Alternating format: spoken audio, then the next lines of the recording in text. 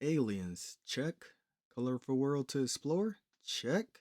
Crude humor, check. Talking weapons with unique personalities. Um, what was that last part? High on life. This was the perfect game that allowed me to kick back and get lost in a world that was packed with absurd humor, a beautiful atmosphere, and engaging gameplay to match. Before we start, this is a spoiler free review, but I will be discussing key elements revolving around the story, gameplay, and the world, all while showing straight gameplay throughout. However, no spoiler points will be shown or discussed. Now, let's begin. I have to start off by saying this game holds nothing back. It is an extremely vulgar and unapologetic game in almost every way, and I was here for every bit of it. Starting off with the story, it wasn't anything special. In fact, it was a very basic story, and it worked perfectly for this game. Your planet is invaded by aliens, so you become a bounty hunter and you're tasked with hunting down bounties. Seriously, that's pretty much the story. While it's not much to write home about story wise, it's more so how it handles the story that's unique. If you somehow don't know, this game was created by Justin Roiland, which is the same person that created Rick and Morty. With that being said, the story acts more like an episode of Rick and Morty while keeping its own identity. And so much of that is shown through its crude humor. I have to say that this is not a game that's meant to be played by children or around them. This game isn't extremely gory or anything of that sort. It's just highly inappropriate, and you never know what you might hear or even see. I love Rick and Morty, so I was fine with this style of humor. But if you're not fond of the show, then you're most likely not going to like the game much either. And while the story isn't anything special, it's the gameplay and characters that set it apart. Now, the gameplay isn't groundbreaking, but man is it fun to play. You start off with just one alien gun named Kenny.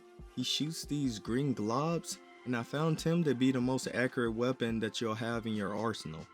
However, it doesn't just stop with him because that wouldn't be chaotic enough.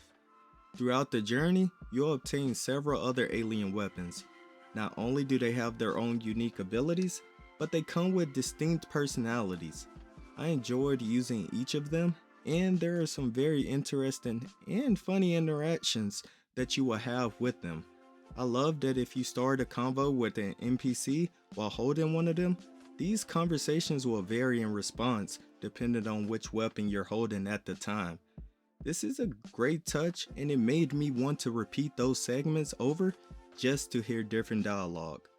But these weapons aren't just fun to listen to, they're fun to use. Each one feels different than the other, and while it may just look like another FPS, there's something satisfying about switching the weapons swiftly and combining their abilities to wipe out a huge crowd of enemies. And while we're on the topic of enemies, these are a little less interesting. There aren't a huge variety, and they aren't difficult to defeat either. They're presented in a wave-like format, so the fights can become chaotic at times. Nonetheless, they are interesting enough to not feel too redundant. And the bosses are also plenty entertaining. As with any other game, gameplay and characters are important, but the world has to be enjoyable as well. And it's safe to say that the world is one of the best parts of the game. It's extremely vibrant and well detailed. One thing that I love about the world is that it feels alive. Every place that I visited was full of NPCs having conversations with one another while doing different activities. Listening in on some of these convos were genuinely funny at times, and they happened frequently without being repetitive. This is what you want from a game, especially when you're going to be spending the entire time in those worlds. Overall, this was a game that I was eager to play, and I'm glad that it wasn't a disappointment. While the game doesn't have the most original story, nor is it that difficult, It kept me engaged and laughing throughout the 10 to 12 hours that I spent playing. I love that the game knew exactly what it wanted to be, and I truly say that this is one of the most enjoyable games that I played in years. Therefore, this gets my casually must play rating.